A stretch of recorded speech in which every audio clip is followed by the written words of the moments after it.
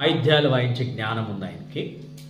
ఆ తర్వాత ఆయన మంచి జ్ఞానవంతుడు. తరువాత ఆ వడిసెలు ఎవరు పడితే వాళ్ళు తిప్పరు. అర్థమవుతుందా? తిప్పడం అందరికీ వస్తుంది, గురి పెట్టి తిప్పడం మట్టుకు కొంతమందికి వస్తుంది. దాంట్లో మంచి ఎక్స్పర్ట్ ఆయన.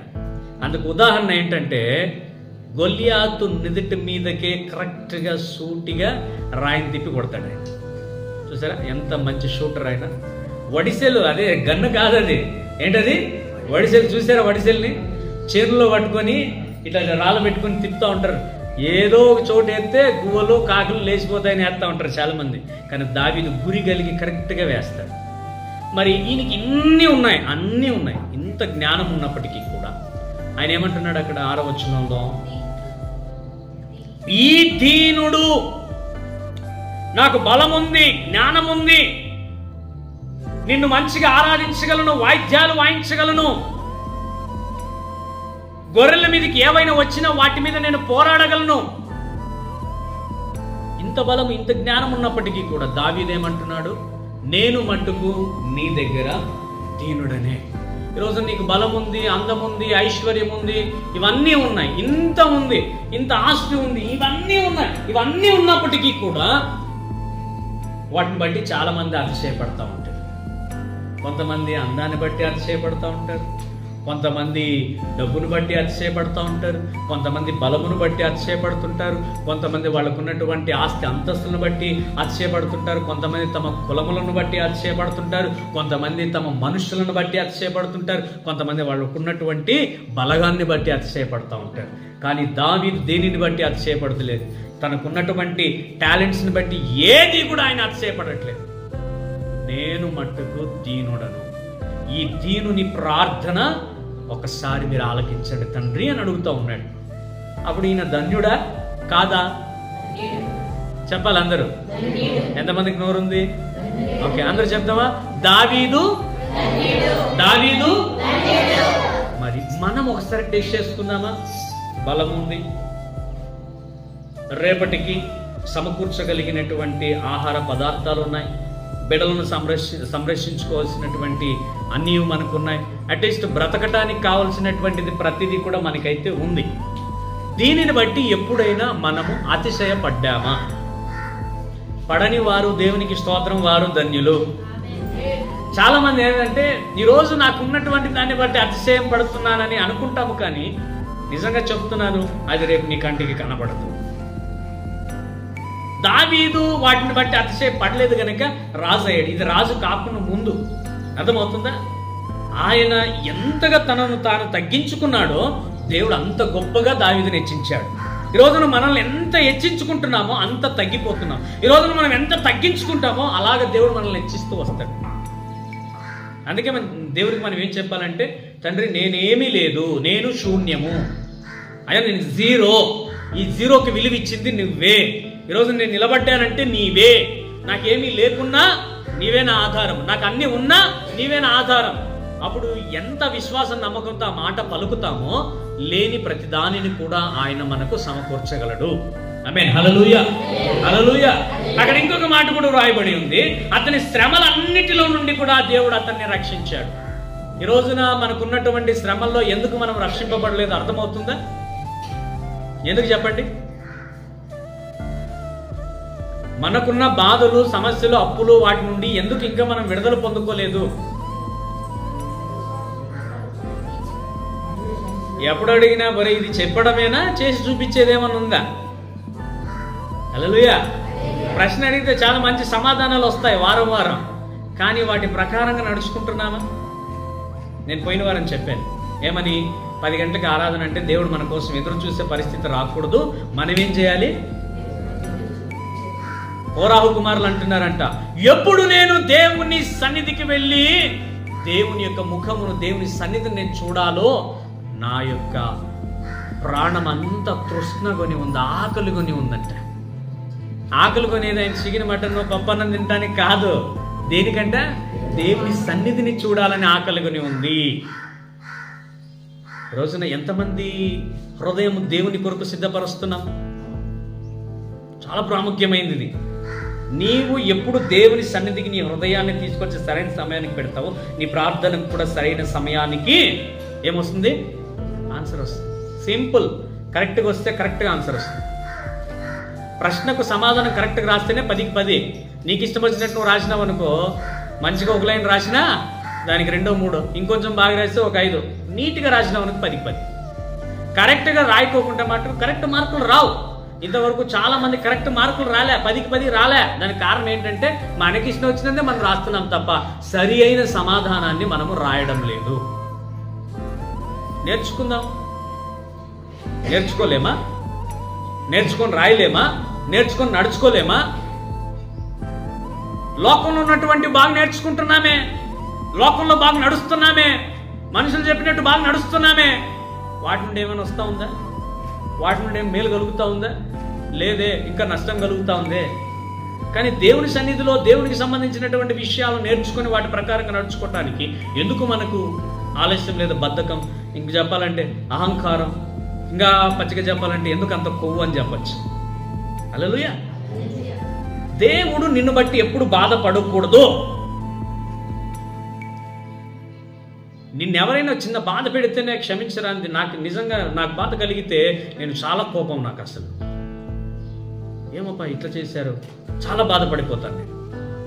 మరి నా నుండి దేవుడు బాధపడుతున్నప్పుడు చాలా సమయాల్లో ఆలోచన చేస్తాం. మనల్ని మనం ఒకసారి పరీక్షించుకుందాం. ఏ విషయంలో దేవుడు మనల్ని బట్టి బాధపడుతూ ఉన్నాడు? దావీదు కంటే గొప్పవారమేం కాదే, పౌలు కంటే గొప్పవారం కాదే, దానియేలు కంటే గొప్పవారం కాదే, సమూయేలు కంటే గొప్పవారం కాదే. వాళ్లే తమను తాను తగ్గించుకొని మేము దీనులమని చెప్తా ఉన్నారు. ఆఫ్టర్ ఆల్ మనమెంత? ఎందుకు ఒప్పుకోవట్లేదు? మనం ఒప్పుకోవట్లేదు కనుక కార్యము జరగట్లేదు. ఒప్పుకుంటేనే కార్యం జరుగుతుంది. హల్లెలూయా. ఒప్పుకుంటేనే కార్యం జరుగుతుంది. సొంత తెలివి మీద ఎప్పుడు మనం ఆధారపడకూడదు. దేవునికి అప్పచెప్పు. నేను చాలాసార్లు చెప్పాను, మనం అందరం కూడా ఏం చేయాలి? మనకున్న జ్ఞానం, మనకున్నటువంటిది ఏదైనా సరే నీ దగ్గర నేను పెడుతున్నానయ్యా, నేను ఏ విధంగా నడవాలో నాకు మార్గము నీవే ఓపెన్ చేయి. ఈ ఇంట్లో తలుపులు మనము ఏ లాక్ అయితే ఏ తాళం చివరైనా తీసుకొని వచ్చి రెడీ చేసి ఓపెన్ చేయొచ్చు. కానీ నీ యొక్క సరైనటువంటి ఆశీర్వాదపు దీవెన తలుపులు మట్టుకు ఆయన ద్వారా లేదా ఆయనతో తప్ప సరైనటువంటి కీసు, సరైన తాళాలు ఇంకెవరి దగ్గర లేవు. ఆయన ఓపెన్ చేస్తేనే అవి నీ దగ్గరికి వస్తాయి.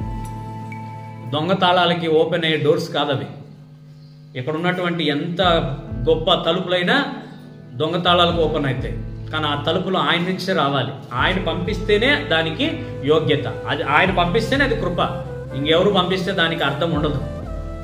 అందుకనే దావీదుకి ఆ విషయం బాగా తెలుసు అనేది. ఆయన ఏం చేస్తున్నాడంటే, ఈరోజు చాలా మంది, నేను చెప్పాను వచ్చిన వెంటనే వర్షాలు పడితే మందిరానికి రాకోకుండా నిలిచిపోయారు చాలా మంది. చిన్న చిన్న కార్యాలకు మందిరానికి రాకుండా నిలిచిపోయారు చాలా మంది. ఒకసారి రిమైండ్ చేసుకో బాగా జాగ్రత్తగా, కళ్ళు మూసుకొని ఆలోచన చేయి. ఇక్కడ నేను కూర్చున్నానంటే దానికి కారణం ఎవరని ఒకసారి ఆలోచించి, రాత్రి పడుకునే ముందు ఒకసారి చేయి, నేను రేపు లేస్తానా అని ఒకసారి ఆలోచించి నీ గుండె డబ్బుడబ్బుగా కొట్టుకుంటుంది. కానీ లేపుతున్నాడంటే దానికి కారణం ఏంటి తెలుసా? నీ నోట నుండి వచ్చిన ఒక్క స్తుతి, నీ నోట నుండి వచ్చిన ఒక్క ప్రార్థన ద్వారా దేవుడు ఈరోజు సజీవులుగా మమ్మల్ని ఉంచాడు. దావీదు అది బాధపడతా ఉన్నాడు. నేను ఎంత ప్రార్థన చేసినా కూడా ఎందుకు నాకు సమాధానం రాలేదు? ఈ దీనుడు మొరపెట్టుగా ఒకసారి ఆలకించయ్యా. ఆలకించాడు. ఆలకించిన తర్వాత ఏం జరిగింది? అతని శ్రమలన్నింటిలో నుండి ఆయన ఇంకా మనం చాలా విషయాలు విడుదల పొందుకోలేదు అంటే దానికి కారణం ఏంటంటే నీ మొర ఆయన సన్నిధికి ఇంకా చేరలేదు. నీ మొర ఆయన దగ్గరికి ఇంకా చేరలేదు. ఎందుకు చేరలేదు? దానికి కారణం కూడా మనమే. తన ముఖం మీద ఉమ్మి వేసిన పిడిగుద్దలు అంటే పిడికిలి బిగించి ముఖం మీద గుద్దినా కూడా ఆయన ఒక్క మాట కూడా మాట్లాడలేదు. ధరించాడా యేసయ్య దీనవస్త్రం? ధరించాడా? ఇప్పుడు చెప్పుకుంటా ఉన్నాం మనం, చొక్కాలు చింపుకొని రియల్ హీరో, ఆ హీరో అని పరిగెత్తా ఉంటాం. దాని నుండి జరిగిన ప్రమాదము ఒక ఇంటికే తీర్చలేని లోటు. దేవునిని సంపూర్ణంగా మనం తెలుసుకున్న తర్వాత ఏం చెప్పాలంటే, నా రియల్ హీరో నా కొరకు ప్రాణం పెట్టాడు అని చెప్పాలి. నా ప్రాణం తీయటానికి వచ్చి నన్ను మోసం చేశాడు కాదు, నాకు ప్రాణము ఇచ్చాడు. ఇక్కడ దేవుని వాక్యం చాలా క్లియర్గా వ్రాయబడి ఉంది. ఏమని? అక్కడ ఇంకొక మాట కూడా ఉంది చూడండి. చిన్నలారా మీరు పెద్దలకు లోబడి ఉండుడి, మీరందరూ ఎదుటివాని ఎడల దీన మనస్సు అను వస్త్రము ధరించుకొని మిమ్మును అలంకరించుకొనుడి. దేవుడు అహంకారులను ఎదిరించి దీనులకు కృప అనుగ్రహించు. దాని అర్థం ఏంటి? నీ ఎదుట ఎవరైనా అహంకారాన్ని ప్రదర్శించినా, నిన్ను తిట్టినా, అనరాని మాటలు అన్నా, ఏమి చేసినప్పటికీ కూడా అటువంటి అహంకారము కలిగినటువంటి వారి అహాన్ని తీసివేసేవాడు ఆయననంట. ఎప్పుడు తీసేస్తాడు ఆయన? ఎప్పుడు తీసేస్తాడు? నీవు ఆయనకి చెప్పినప్పుడు తీస్తాడు.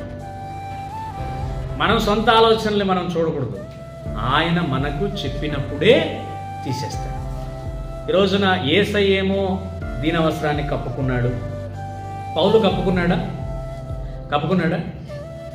చెప్పండి, కప్పుకున్నాడా? మొదట కప్పుకోలే, మరలా కప్పుకున్నాడు. కప్పుకున్నాడు కనుకనే హతసాక్షి అయ్యాడు. శిష్యులు కప్పుకున్నారా? 11 మంది కప్పుకున్నారు. కప్పుకుని వాళ్ళ యొక్క మరణాలు చాలా చాలా ఘోరమైనటువంటి మరణాలు. ఎంతగా గొప్పగా వాళ్ళు హతసాక్షులయ్యారంటే, అలా ముళ్ళు పుచ్చుకుంటేనే మనకి ఏమవుతుంది తెలుసా? నొప్పి కలుగుతుంది. ఒక రాయి ఏదైనా తగిలితేనే ఎంత నొప్పి కలుగుతుంది. మనిషి బ్రతకుండంగానే చర్మాన్ని వచ్చారు, శిష్యుని యొక్క చర్మం. అర్థమవుతుందా? మనిషి బ్రతకుండంగానే 2 కాళ్ళు ఇలాగా చాచి కట్టేసి, 2 చేతులు ఇలా కట్టేసి తిప్పి హింసించి రంపంతో తలను కోశారు. బ్రతికి ఉండగానే తల నరికారు. రకరకాలుగా వాళ్ళంతా ఈరోజు చేసిన త్యాగమే ఈరోజున మనము దేవునిని తెలుసుకోవటము. హల్లెలూయా, హల్లెలూయా. వాళ్ళు ఏదైతే పొందుకున్నారో నిత్యరాజ్యము, మనము కూడా పొందుకోవాలనే వాళ్ళు ఆ యొక్క త్యాగం చేశారు. ఎవరు చూసి నేర్చుకున్నారు అది? యేసయ్య దీన మనస్సు గలవాడని వాళ్ళకి తెలుసు, కళ్ళారా వాళ్ళు చూశారు. అలాగే శిష్యులు కూడా ఏం చేశారు? ఆ దీన వస్త్రాన్ని వాళ్ళు కూడా ధరించారు. ధరించినప్పుడు వాళ్ళు చేసిన గొప్ప త్యాగం ఎలాంటిదంటే, ఈ రోజున ఇంత గొప్పగా సంతోషంగా మనం ఉన్నాం. చాలా మందికి తెలియని విషయం, ఒకవేళ తెలిసిండొచ్చు. అంబేద్కర్ గారు ఇక్కడ చదవటానికి వీలు లేకుండా చేసినప్పుడు, ఆయన చదవకూడదన్నప్పుడు, ఆయన అమెరికా బయట దేశానికి వెళ్ళి చదువుతూ ఉన్నప్పుడు కొన్ని విషయాలను ఆయన నేర్చుకున్నాడంట. అక్కడ ఏం నేర్చుకున్నాడు అంటే, దేవుని బిడ్డలు ఏ విధంగా ప్రేమిస్తారు, ఎలా ఉంటారు, ఎలా తగ్గించుకుంటారు, అక్కడ ఉన్నటువంటి సంఘటనలు ఏమి, అక్కడ మనుషుల్ని సమానంగా చూస్తారు, కులము లేదు, మతము లేదు, ప్రాంతీయతత్వము లేదు, ఏమీ లేదు, ఇలా ప్రేమిస్తారు, ఇలా ఉంటారు. వీటన్నిటికంటే వాళ్ళు పెద్దపీట దేనికి వేస్తారంటే చదువుకు పెద్దపీట వేస్తారు. ఆయన వెళ్ళి ప్రతి ఒక్కటి కూడా అక్కడి నుంచి నేర్చుకుని వచ్చారు. వచ్చిన తర్వాత దేవుని కృపను బట్టి ఆయనతో కలిసి ఇంకా ఎంతోమంది రాజ్యాంగాన్ని రాసినట్టు చూస్తాం. రాజ్యాంగం ఉంది కాబట్టి ఈరోజున ఎన్నో కొన్ని అందుతున్నాయి, మంచిగా మనం బ్రతుకుతున్నాం, ఇలా ఉన్నామంటే ఆల్మోస్ట్ అదే దానికి కారణం. కొంచెం ఆ రాజ్యాంగంలో ఉన్నటువంటి వాటిని మనం చూసినప్పుడు కొంచెం బైబిల్ని కూడా కంపేర్ చేసి చూడండి. కొన్ని విషయాల్ని, కొన్ని మాటలు, ఆయన ఏం చదివాడు, ఏమి గ్రహించాడో అన్నీ కూడా చాలా జాగ్రత్తగా అక్కడ మనం చూస్తాం. ఈరోజున శిష్యులు అదే, వాళ్ళు చేసినటువంటి త్యాగము ఊరికే పోలేదు. అర్థమవుతుందా? ఊరికే పోలేదు, చాలా గొప్పది. ప్రాణ త్యాగాలంటే హతసాక్షులై వాళ్ళు మామూలుగా మరణించలేదు, వాళ్ళు చనిపోలేదు, వాళ్ళు హత్య చేయబడ్డారు. ఎట్లా పడితే అట్లా శిక్షించారు వాళ్ళని. రాత్రంతా కొట్టి కొరడాలతో నీళ్లు ఎక్కువకుండా వాళ్ళని ఆ దెబ్బలతో వదిలేశారు. కొట్టి కొరడాలతో కొట్టి ఇలాగే చనిపోవాలని వదిలేశారు. వాళ్ళలో కొంతమందిని అయితే కొట్టి వదిలేసి వాళ్ళంతటికి వాళ్ళే చనిపోవాలని వదిలేశారు. అలాగే ప్రాణం తీయలేదు వాళ్ళు. ఈ రోజున మనము ప్రతి దాని విషయంలో ధన్యత కలిగిన జీవితాన్ని పోగొట్టుకుంటా ఉన్నాం. దేవుడని సరిగా భయం లేదు, భక్తి లేదు, దేవునికి ఇష్టలుగా జీవించడం ఇష్టం లేదు, దేవుని చిత్తాన్ని నెరవేర్చడం లేదు. ఎంత నిర్లక్ష్యం అంటే ఆ నిర్లక్ష్యానికి గల కారణం ఏంటంటే మనలో ఉన్న దీనత్వం లేదని అది మనకి చూపిస్తూ ఉంటుంది. వేగిరపడాలి. దేవుని సన్నిధి అంటే వేగిరపడాలి. దేవుని యొక్క వాక్యం అంటే వేగిరపడాలి, కనబడాలి. అటెండెన్స్ ఉండాలి, మనకి ముందుగా ఉండాలి, జాగ్రత్త కలిగి ఉండాలి, వినగలిగిన హృదయం ఉండాలి, ఎలా జీవిస్తున్నాం నేర్చుకోవాలి. ధన్యత అంటే మామూలుగా రాదు, పాటించాలి, మనము జీవించాలి, దానికి అనుగుణంగా నడుచుకోవాలి. ఎట్లా పడితే అట్లా జీవించి ఎట్లా పడితే ఉన్నామంటే ఇంక లోకంలో ఉన్న వ్యక్తులకి మీకు తేడానే లేదు అసలు.